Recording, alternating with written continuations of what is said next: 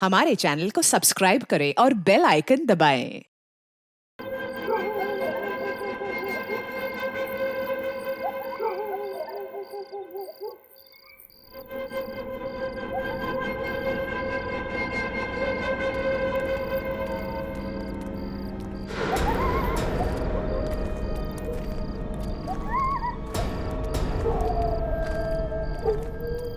रुक जाओ, अपने अपने मुखौटे खोल दो।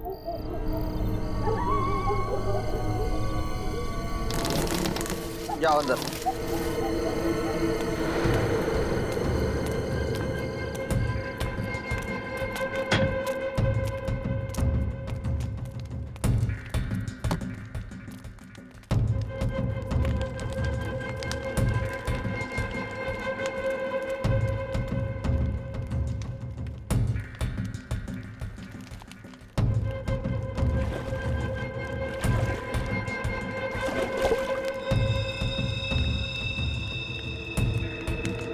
जो करना है कर लो, लेकिन तुम अब मुझसे अब ये काम नहीं करवा पाओगे।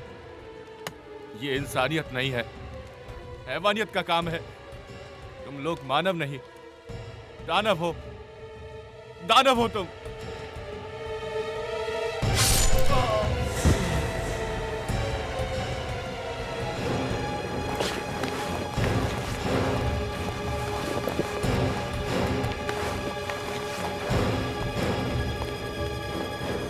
कान खोल कर सुन लो, जो हमारे खिलाफ आवाज उठाएगा उसे हमेशा के लिए सुला देंगे हम।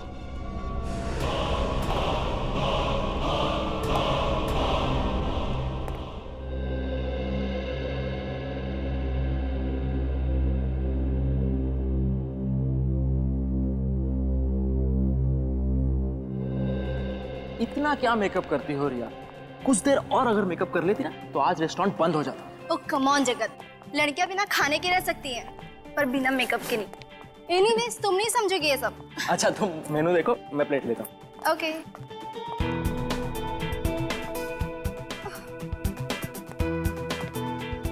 ये कितना ऑयली है, मैं नहीं खाऊंगी ये सब। रिया थोड़ा खाने से कुछ नहीं होता है। नहीं, मुझे तो अपना 6 किलो वेट और कम करना है।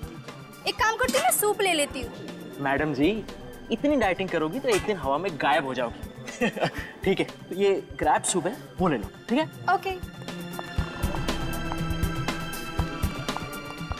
उफो, यहाँ तो सूप बॉल ही नहीं है। सॉरी मैम, एक मिनट प्लीज। Thank you.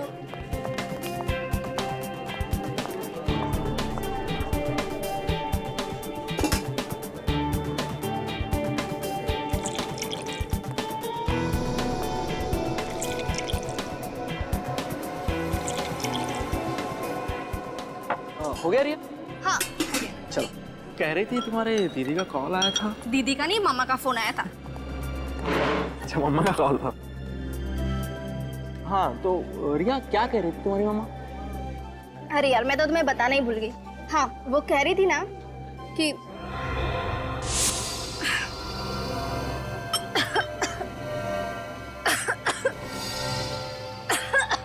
क्या हुआ रिया? कैसा तो लग क्या हुआ रिया?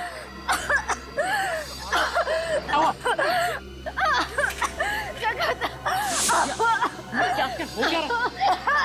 रिया संभालो अपने आप को। रिया रिया रिया रिया खाना गले में तो नहीं अटक गया? ये तो खाना नहीं, ये तो आप सूप पी रही थी। रिया अरे पानी पिलाओ ना उसे। क्या हुआ है? रिया ये लो पानी। रिया पानी। ये तो मर गई है। रिया रिया उठो। रिया रिया रिया रिया उठो। रिया रिया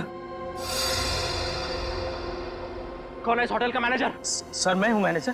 तुम इस होटल के मैनेजर हो? क्या मिलाया था तुमने सूप में? सर, हमने सूप में कुछ नहीं मिलाया था सर। तुम जाकर बावर्ची को बुला कर लाओ जल्दी। बावर्ची को बुलाने की जरूरत नहीं है, अब तो सीआईडी आएगी।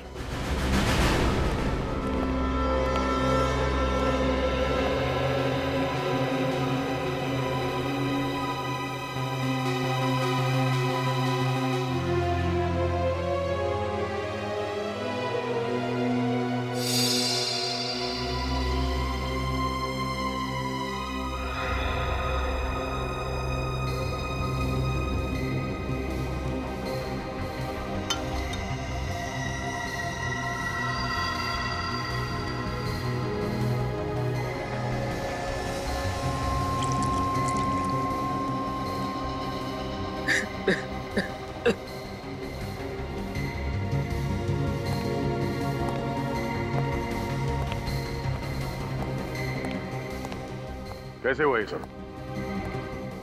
सर, मैं और रिया इस डाइनिंग हॉल में जब दाखिल हुए तब तक रिया बिल्कुल ठीक थी सर। जैसे ही उसने ये सूप पिया और कुछ ही पलों में उसे बेचैनी होने लगी और ये सब कुछ हो गया। रिया को इससे पहले भी ऐसा कभी कुछ हुआ था? नहीं सर, कोई पुरानी बीमारी? नहीं सर, रिया बिल्कुल तंदुरुस्त थी सर। वो तो सर इन लोगों ने उस सूप में जहर मिलाया और मेरी बीवी को मार डाला सर। कमाल करते हैं आप। पिछले 2 घंटे से आप एक ही बात दोहराए जा रहे हैं। सर आप ही सोचिए, रिया मैडम ने जो सूप पिया है, हमारे बाकी गेस्ट ने भी वही सूप पिया है। सर अगर सूप में जहर होता तो बाकी लोगों पर भी तो इसका असर होता। आप लोग आपस में बहस करना बंद कीजिए।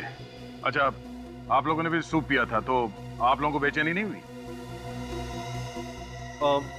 नहीं सर, अभी तक तो कुछ नहीं हुआ। पर मुझे इस औरत की लाश देख करके बेचैनी हो रही है। मैम, जो सवाल पूछा जाए उसका जवाब दीजिए आप। सॉरी सर, असल में मैं 2 बाउल भर के सूप पी थी, पर मुझे कुछ नहीं हुआ।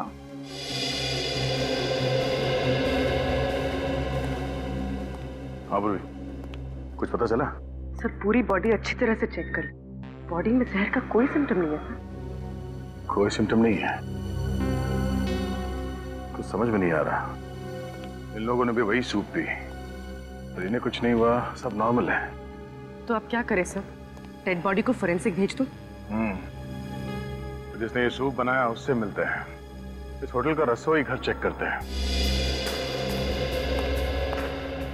सर आप यकीन करिए, सूप में जहर बिल्कुल नहीं था। रिया मैडम की मौत एक हादसा है। सर अगर आप चाहें तो मैं और मेरा पूरा स्टाफ आपके सामने सूप पीकर दिखाते हैं। मैं आप लोगों को एक आखिरी मौका देता हूँ, सच बताओ। हाँ? क्या सूप में जहर था? नहीं साहब, सूप में जहर नहीं था। सर सूप मैंने ही बनाया था सर। जब से ये रिसोर्ट शुरू हुआ है तब से मैं यहाँ काम कर रहा हूँ सर।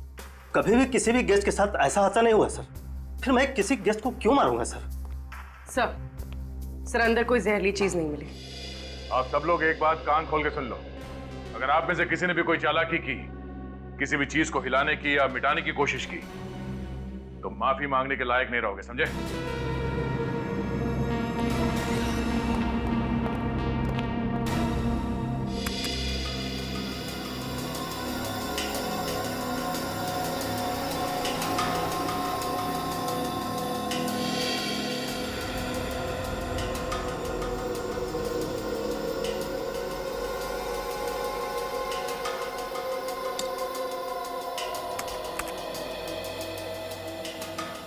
सर इस बात पर तो कोई भी विश्वास नहीं करेगा।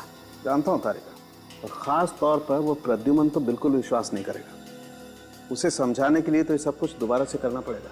क्या समझाना चाहता था तू साळुंकी?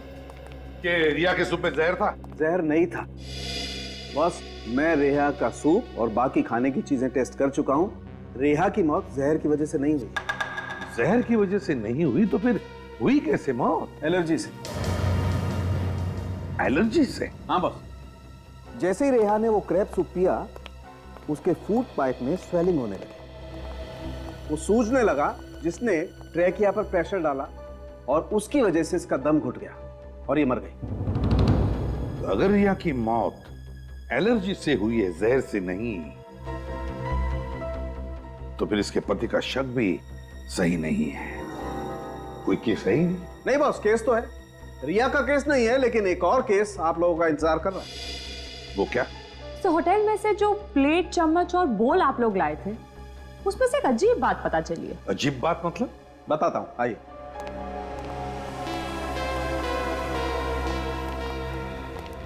बॉस, ये चम्मच सेरेमिक का है और सेरेमिक 3000 डिग्री सेल्सियस पे पिघलने लगता है। अब मैं इसे हाई टेम्परेचर बीम पर तोड़ता हूं। लेकिन सर आप इसे तोड़ना क्यों चाहते हैं? क्योंकि ये ऊपर से सेरेमिक का है, इसके अंदर कुछ और है।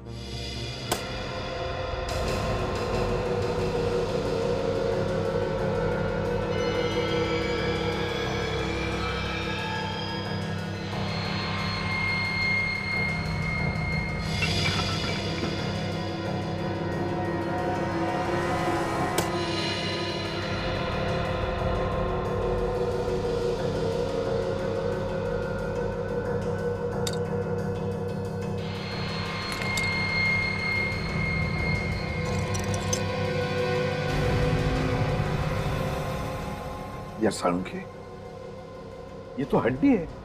हाँ बॉस, ये एक हड्डी ही है।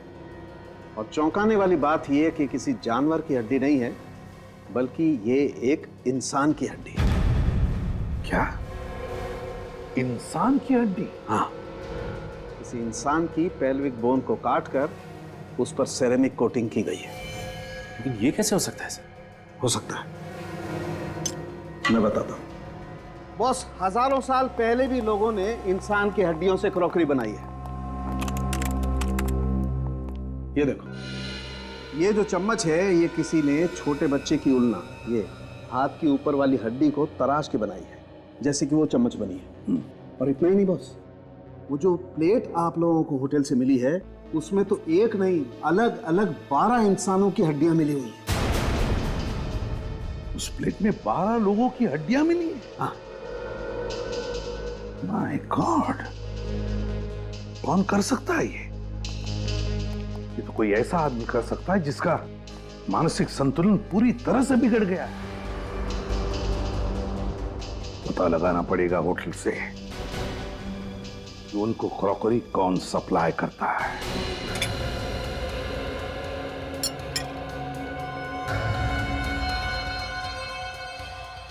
क्या सर, ये क्या बोल रहे हैं? इंसानों की हड्डियों से बने हुए बर्तन? हाँ, और ये सारे बर्तन हम ले जा रहे हैं ताकि चेक करके देख सके ये भी वैसे ही इंसानों की हड्डियों से बने हैं या नहीं। और अगर सब के सब जेल की हवा नहीं खाना चाहते हो तो जल्दी से बताओ, ये इंसानी हड्डियों से बनी क्रॉकरी इस रिसोर्ट में कहां से आई है? सर, हम तो बावर्ची हैं। सामान खरीदने और पसंद करने की जिम्मेदारी तो मैनेजर साहब की है। नहीं सर, मैंने ये क्रॉकरी बिल्कुल पसंद नहीं की सर। सर, आज एक सेल्समैन आया था सर, उसने ये सैंपल के तौर पर दिया। सर, महंगाई कितनी बढ़ गई है। इतने बड़े रेस्टोरेंट में भी क्रॉकरी का बजट नहीं है, सैंपल से काम चला रहे हैं। ये सैंपल की क्या कहानी है? हाँ सर, आज सुबह एक सेल्समैन आया था, उसने ये सैंपल दिखाते हुए कहा कि अगर ये क्रॉकरी सबको पसंद आ जाए तो इसे होलसेल में ऑर्डर कर देना। कुछ बताया उसने? किस कंपनी से आया था वो? हाँ, मैंने उससे कंपनी का नाम पूछा था तो उसने बताया कि उसके बॉस की कोई बहुत बड़ी कंपनी नहीं है, वो लोग कुछ हस्तकला का उनका छोटा मोटा कारोबार है। अगर उसे होलसेल में ऑर्डर की उम्मीद थी तो उसने अपना नाम, पता या फोन नंबर तो दिया ही होगा ना? हाँ सर, उसने अपना नाम धवल बताया था सर, और नंबर भी दिया है।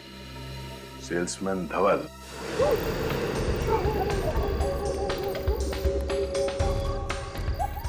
सर, ये रहा धवल का घर।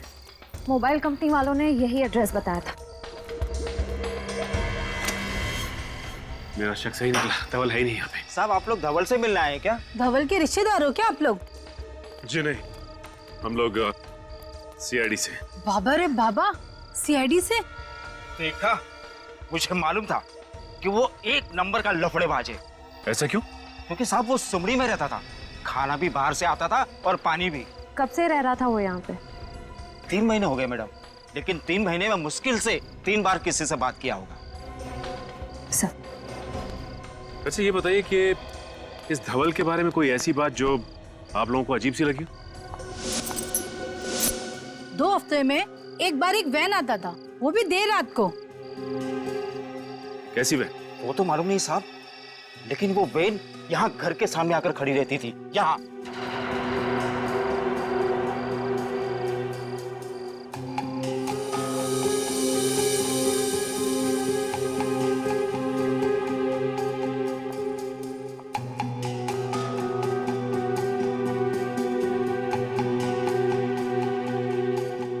धवल और दूसरा आदमी उसमें से बड़ा बड़ा कार्टून निकाल के घर के अंदर ले आता था। ठीक है, अगर आप लोगों की जरूरत पड़ेगी तो हम बुलाएंगे। आप लोग यहीं रुकिए। जी। क्या हो श्रेया, कुछ मिला क्या? सर, ये देखिए, शायद धवल की फोटो है ये। धवल की फोटो? इस फोटो को देखिए, क्या यही धवल है? हाँ साहब, यही धवल है।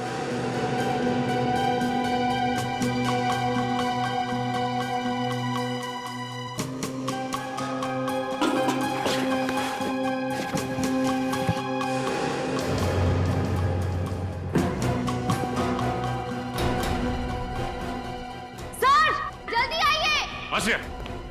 सर! My God!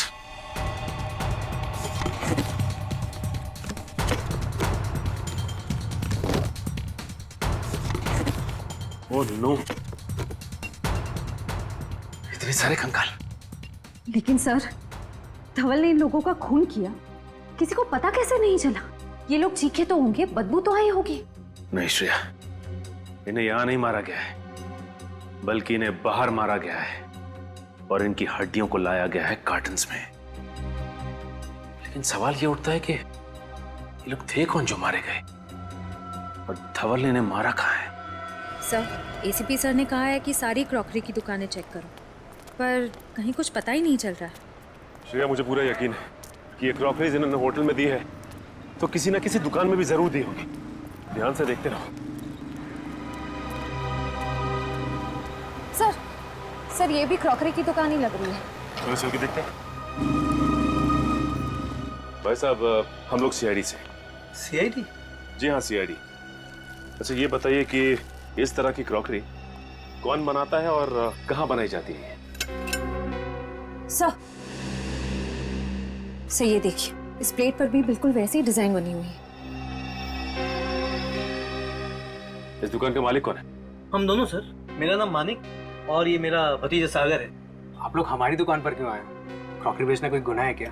क्रॉकरी बेचना तो गुनाह नहीं है, लेकिन इस तरह की क्रॉकरी बेचना गुनाह जरूर है। ये बताइए, इसे सप्लाई कौन करता है आपको? सर ये कोई बड़ी फैक्ट्री का माल तो है नहीं, बाकी और क्रॉकरीज की तरह इस पर किसी कंपनी का नाम नहीं है। सेल्समैन आते हैं और सैंपल के तौर पर ये सेट यहाँ छोड़ जाते हैं, बाकी उनका माल बिकता है तो ये रोकड़ा हम उनको दे देते हैं। और ये माल लगातार नहीं मिलता, 2-3 महीने में एक ही बार आता है। और हाँ, हर बार सेल्समैन भी अलग अलग होते हैं। इसे पहचानते हैं आप लोग? हाँ, अरे ये तो वही सेल्समैन है ना जो पिछले 2-3 महीनों से ये माल सैंपल के तौर पर हमें देखा जाता था। हाँ। क्या नाम था इसका? धवल, और आजकल फरार रही है। सर आप क्या बात कर रहे हैं, कुछ समझ नहीं आ रहा। देखिए, हम आपको डराना नहीं चाहते, लेकिन आइंदा से इस तरह की क्रॉकरीज अपनी दुकान में मत रखिएगा, समझे? लेकिन क्यों? क्योंकि ये सिर्फ सिरामिक से नहीं बल्कि इंसान की हड्डियों से बना है।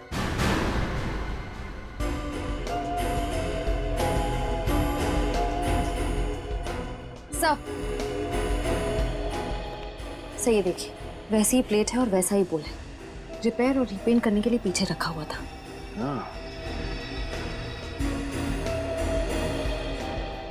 भाई साहब, इसे रिपेयर और रीपेंट आप किससे और कैसे करवाते हो? सर वो धवल वही ऐसे खराब पीसेस को खुद आकर वापस ले जाता है और वर्कशॉप में रिपेयर करवाता है। श्रेया, एक बार ये पता चल जाए कि ये कारीगर हैं कौन, तो सप्लायर कौन है ये खुद ब खुद पता चल जाएगा। सर धवल के घर से जो खोपड़ियां मिली हैं उसके जरिए डॉक्टर साळुंके ने अब तक 15 लोगों के चेहरे बनाए हैं। सर ये है वो लोग।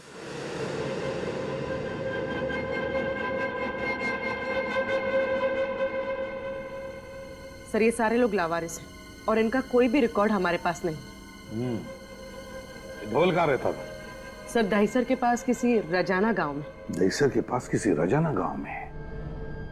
इस रजाना गांव के पास तो कोई मुर्दाघर है, और ये जो कोई भी ये सब कर रहा है तो जरूर कहीं ज्यादा दूर नहीं जाएगा लाशों के लिए। रजाना गांव के पास के मुर्दाघर से ही लाशें उठाई होंगी उसने। पता लगाओ इस मुर्दाघर से। उस समय से मुझे ऐसा लग रहा था कि मुर्दाघर से कुछ लाशें कम हुई है, लेकिन जब आपने कंकाल की मदद से बने हुए चेहरे दिखाए तब मुझे यकीन हुआ। आप यहाँ के एडमिनिस्ट्रेटर हैं, आपके नाक के नीचे लाशें गायब हो रही हैं, आपको पता नहीं चल रहा है? मुझे अपने स्टाफ पर जरूरत से ज्यादा विश्वास था, तो गलती मेरी है सर। ये हमें देख के भाग क्यों गया? पता नहीं। हमारे बारे में से कुछ बताया था क्या? सिर्फ इतना है कि सीआईडी गायब लाशों की इंक्वायरी कर रही है। दरवाजा खोलो। देखो तुम बच के जा नहीं सकते, खोलो दरवाजा।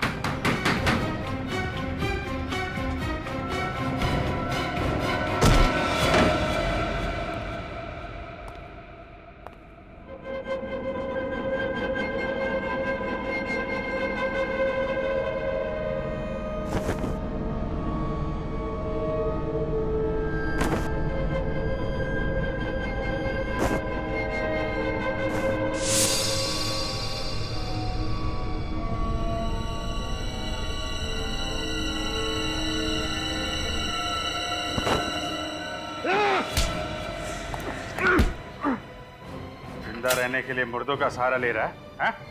छोड़ दो मुझे, जाने दो। कहाँ जाएगा? तुझे तेरी मंजिल तक तो हम लेकर जाएंगे। लाशों की चोरी करता है। ये करता था लाशों की चोरी? हाँ, और ये मत पूछना कि लाशों के साथ ये क्या करता था। ले चलो इसे। कुछ साबित नहीं कर पाओगे इंस्पेक्टर, कुछ भी नहीं।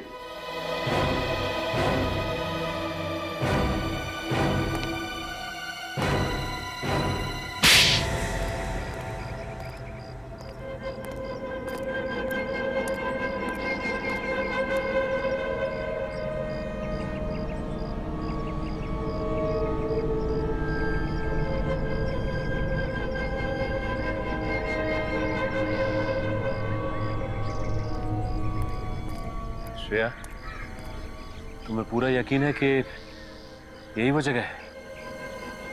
हाँ सर, हमारे खबरी ने इसी जगह के बारे में बताया था जहाँ पर क्रॉकरी पर हैंड पेंटिंग करने वाले कारीगर काम करते हैं। सर, उसने तो ये भी बताया था कि इनमें से कुछ कारीगर रात में कभी कभी गायब हो जाते हैं।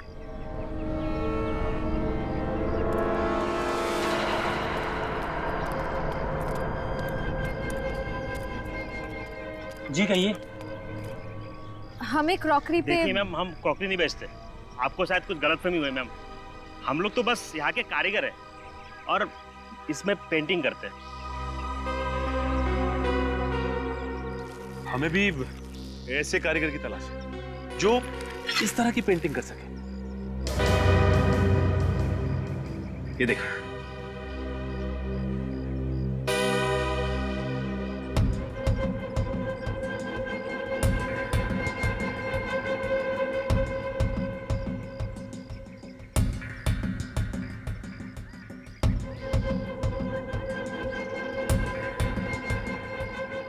अरे नहीं साहब, ऐसा काम हमने कभी नहीं किया साहब। लेकिन हमने तो सुना है कि ऐसा काम आपके वर्कशॉप में होता है। इतना बारीक और सुंदर काम आप ही लोग करते हैं। देखिए, आप ये काम करेंगे तो हम आपको पैसे देंगे।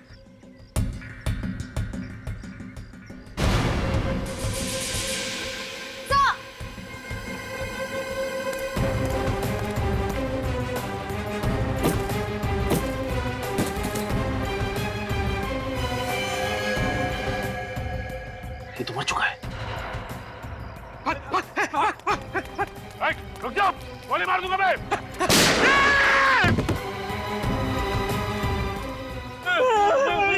मुझे गोली लगी।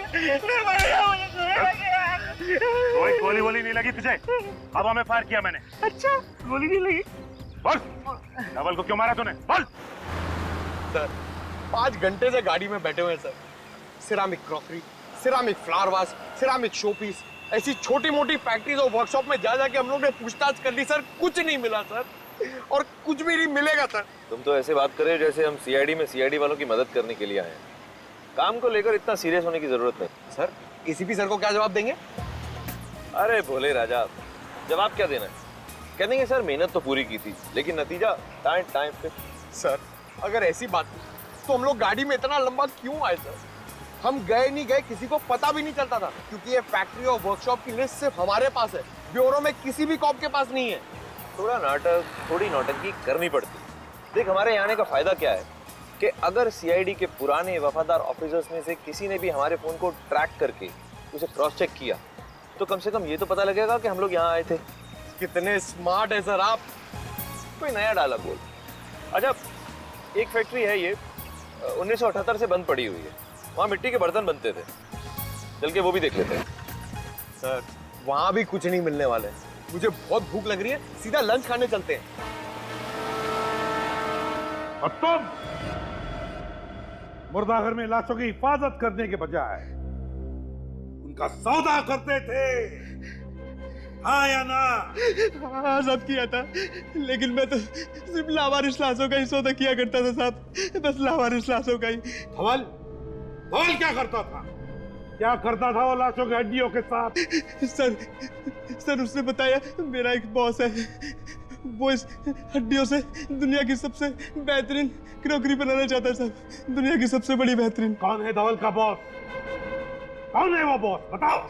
नहीं पता साहब, नहीं पता। माँ साहब, मुझे कुछ नहीं पता साहब, मुझे कुछ नहीं पता साहब, मुझे छोड़ दो। ले जाओ इसे, ले जाओ इसे सचिन। और तुम दोनों धवल का खून क्यों किया? हमने खून नहीं किया साहब। साहब हमने कुछ नहीं किया साहब, हमने कुछ नहीं किया तो फिर भाग्या क्यों वहां?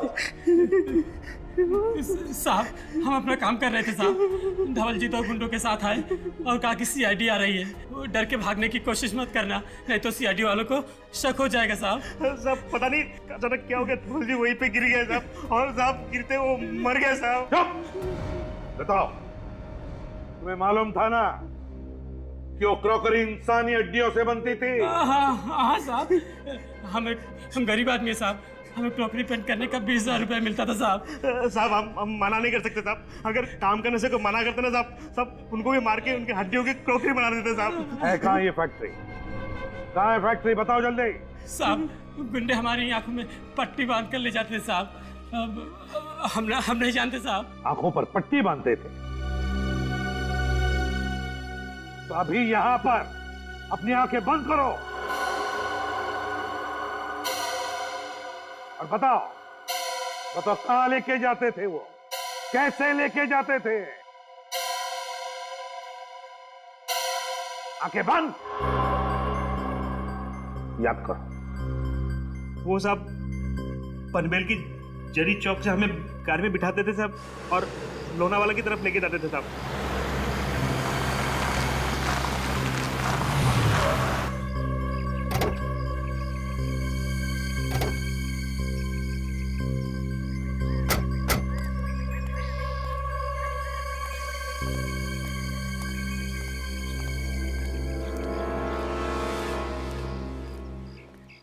सर दिखने में तो कितनी बड़ी फैक्ट्री लग रही है ना। अब चलें यहाँ से सर, मुझे बर्गर खाने का बहुत मन कर रहा है, और वैसे भी उन लोगों को मालूम पड़ जाएगा ना कि हम लोग यहाँ पे आए थे। अब जब यहाँ तक आ ही गए हैं तो अंदर भी देख लेते हैं। आ जा सर।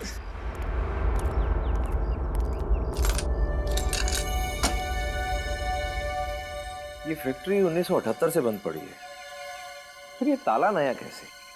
सर अभी तो आपने कहा था कि हम लोग सीआईडी का काम करने नहीं आए, तो ये ताला नया हो कि पुराना, आपको क्या फर्क पड़ता है? अरे बुद्धू, यही तो मौका है। देख, अगर कोई काम की चीज हाथ नहीं लगी तो बोल देंगे सर हमें कुछ भी नहीं मिला, लेकिन अगर कोई सुराग या सबूत हमारे हाथ लग गया तो सोच, पूरे शहर में ढिंडोरा पिट जाएगा कि सूरज और पंकज ने इतना मुश्किल केस अकेले ही सॉल्व कर लिया, जिसे सीआईडी के बड़े बड़े दिग्गज भी सॉल्व नहीं कर पाए थे। हाँ सर। समझा? एक काम कर, आसपास जरा जाकर देख, कोई मिलता है क्या? मैं ये ताला तोड़ने की कोशिश करता हूँ। Okay sir.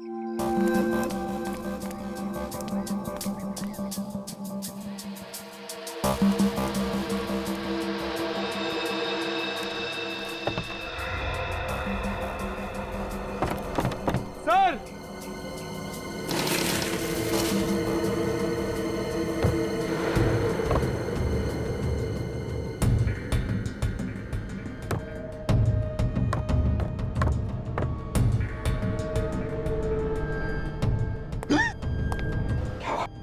सर हड्डी। चुप। सर मैं कह रहा हूँ अभी भी वक्त है, दया सर और अभिजीत सर को बुला लीजिए, ये जगह बहुत डरावनी है सर, मुझे बहुत डर लग रहा है। चुप। ऐसी छोटी मोटी तहकीकात के लिए उन्हें बुलाने की क्या जरूरत है? खुद कुछ नहीं करेंगे क्या? चुपचाप मेरे पीछे आओ, देखिए इस कमरे में है क्या।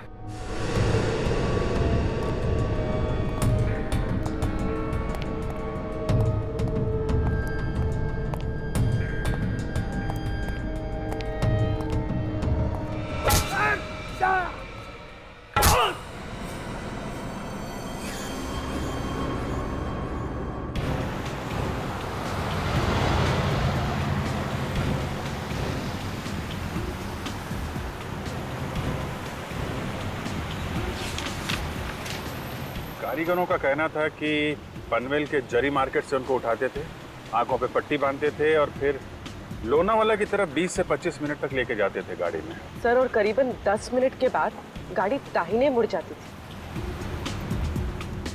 6-7 मिनट तो हो गए हैं लोनावाला की तरफ। देखते हैं आगे कौन सा राइट टर्न है।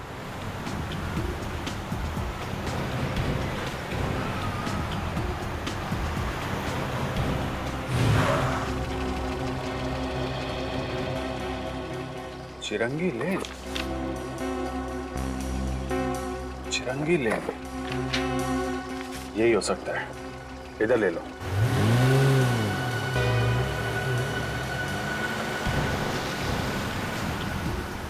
सर ये रास्ता तो शहर से दूर जंगल की तरफ जा रहा है। सर उम्मीद है कि उन कारीगरों का अंदाजा सही होगा। पूर्वी 6 महीने से लगातार उन लोगों को इसी रास्ते पे लेके जा रहे हैं। उनका अंदाजा गलत नहीं होगा कि सूरज और पंकज का भी मोबाइल आखिरी बार यहीं पे ट्रैक किया गया था। इधर ही चलो।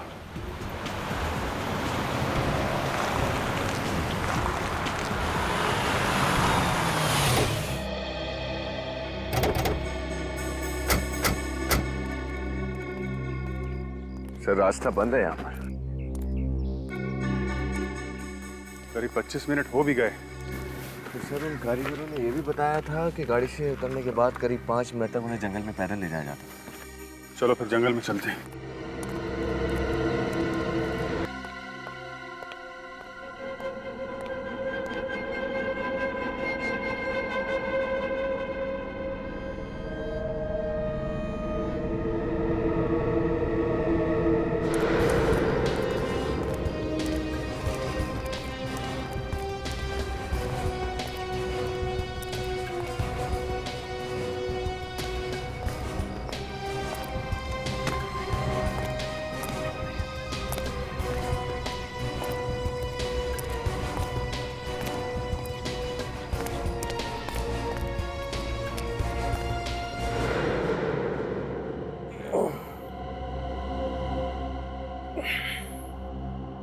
पंकज, पंकज, पंकज, पंकज, उठ, चुप, चुप, धीरे बोल, धीरे बोल, धीरे बोल। सर,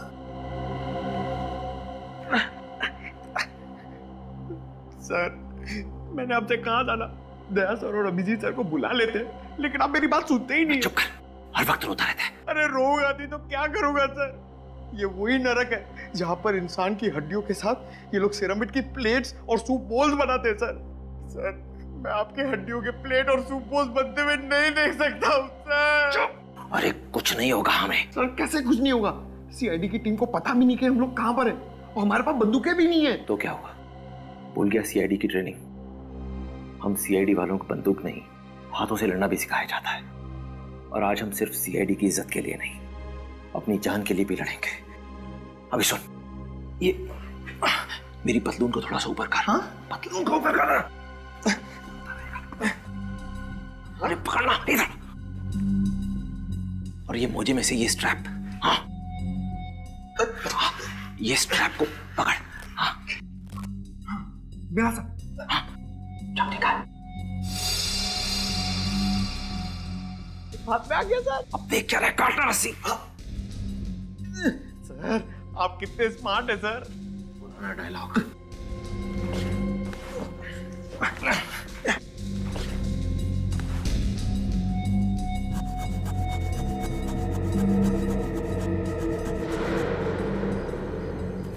सर इतने बड़े जंगल में उस जगह को ढूंढना बहुत ही मुश्किल होगा। याद है उन कारीगरों ने कहा था ना कि जंगल में कुछ दूर चलने के बाद उनके शरीर पे पानी के छींटे पड़ते थे। सर यहाँ ना तो कोई नदी है ना ही कोई झरना।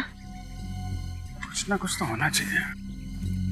सर कहीं ऐसे तो नहीं कहीं कोई पानी का पाइप वाइप फट गया हो सकता है, ढूंढो।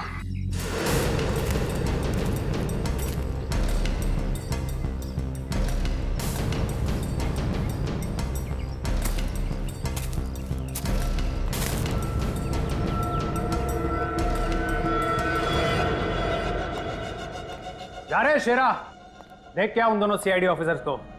अब तक तो होश आ गया होगा, कब से तड़प रहा हूं उन दोनों से मिलने को। जा देख क्या जल्दी। Yes boss.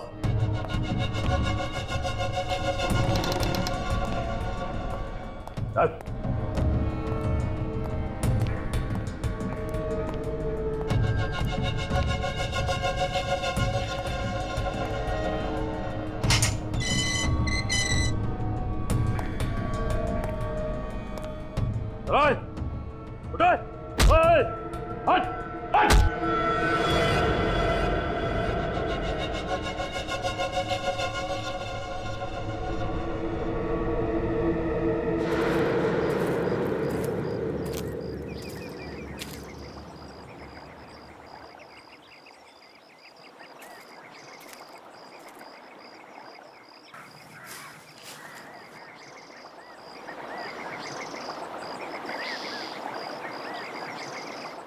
विनीत, पूर्वी।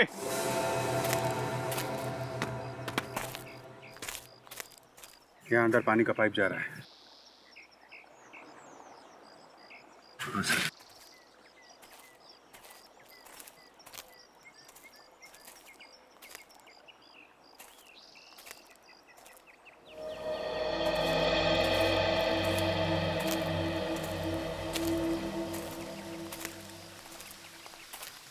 ओह,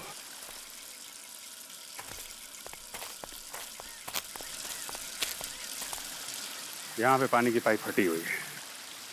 तो लगता तो हम सही जगह आ गए। सही करो विनीत, यहीं कहीं आसपास होगी वो जगह। तो ये है वो जगह जहाँ पे सूरज और पंकज को कैद करके रखा है।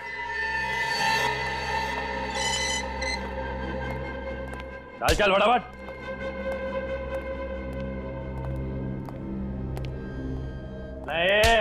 चलो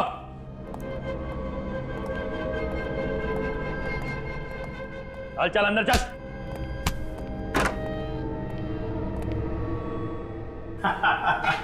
आओ मेरे मेहमानों, आओ। अब तक तो तुमने देख लिया होगा मेरा छोटा मोटा कारोबार। तुम? आप लोग हमारी दुकान पर क्यों आए? क्रॉकरी बेचना कोई गुनाह है क्या?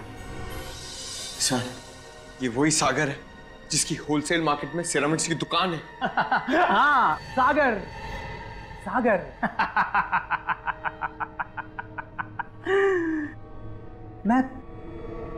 मैं प्यार का सागर हूं, दया और मानवता का सागर। दिल दरिया है मेरा। मैं तो सिर्फ एक समाज सेवक हूं। इंसानों का दिया इंसानों को ही लौटा देता हूं।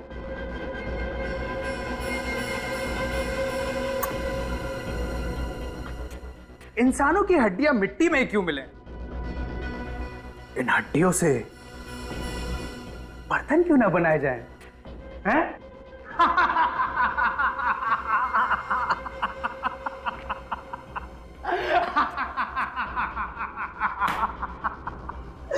दुनिया की सबसे अनोखी क्रॉकरी बनाता हूं मैं, इंसानों की हड्डियों से बनी हुई क्रॉकरी। और इस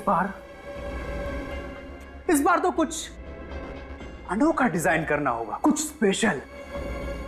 इसमें सीआईडी अफसर्स की हड्डियां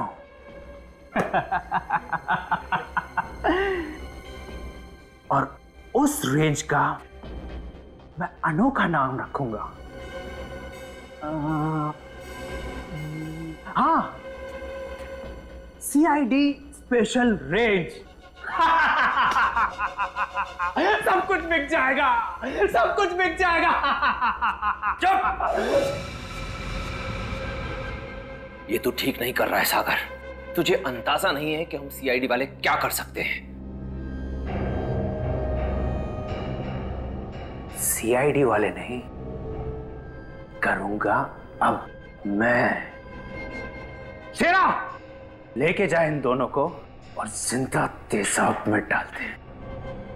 कुछ ही देर में दोनों तड़प तड़प के मर जाएंगे।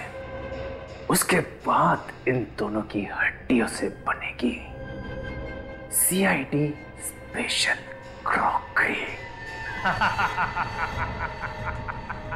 लेके जाओ।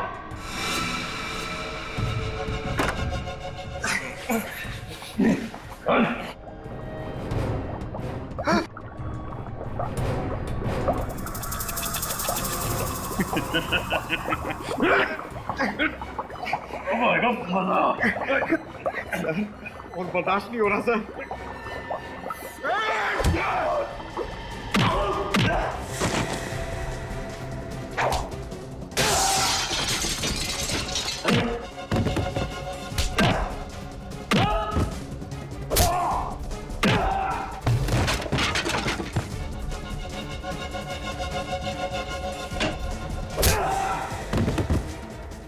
सीआईडी की हड्डियों से क्रॉकरी बनाएगा।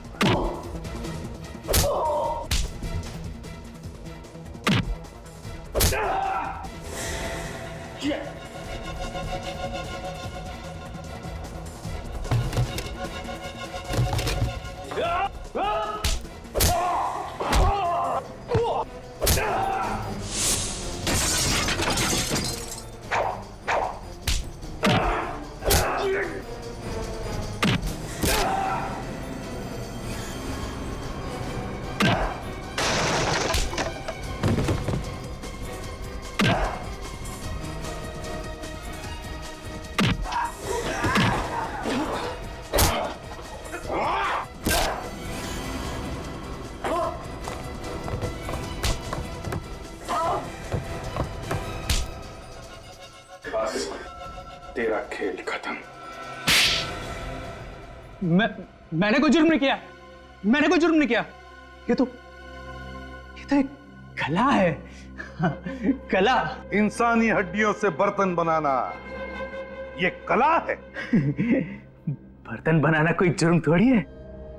मैं तो मुर्दा घर से सिर्फ उन्हीं लाशों को खरीदता था जो लावारिस होती थी, क्योंकि मैं नहीं चाहता था कि उन लाशों की हड्डियां जमीन में गलकर मिट्टी बन जाए। जब तुम्हारा काम मुर्दों की हड्डियों से चल रहा था तो फिर मासूम लोगों की जानें क्यों ली? जो भी मेरे रास्ते में आया, जिसने भी मेरे कारोबार में दखल देने की कोशिश की, मैंने उसकी जान ली। सबसे पहले तो मैं उन कारीगरों को मारता था जो मेरा काम करने से मना करते थे, और फिर उसके बाद में उनकी हड्डियों से बर्तन बनाता था। और धवल धवल को क्यों मारा तुमने?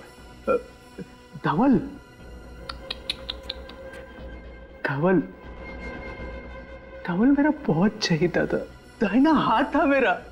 लेकिन क्या करें, आप लोगों ने उसको पहचान लिया और धंधे की वजह से मुझे उसको मारना पड़ा। अब आज के बाद अपनी खुद की हड्डियों के अलावा और किसी की भी हड्डियों को महसूस नहीं कर पाओगे। मेरी हड्डियां मरने के बाद मैं अपनी हड्डियों से भी बर्तन बनाऊंगा। इस तपस्या को कोई भंग नहीं कर सकता। इसकी दिमागी हालत ठीक नहीं कोई है, भंग नहीं कर सकता। साइकेट्रिक ट्रीटमेंट की जरूरत है इसे। फिर अदालत ही तय करेगी इसे क्या सजा देनी है। ले जाओ इसे।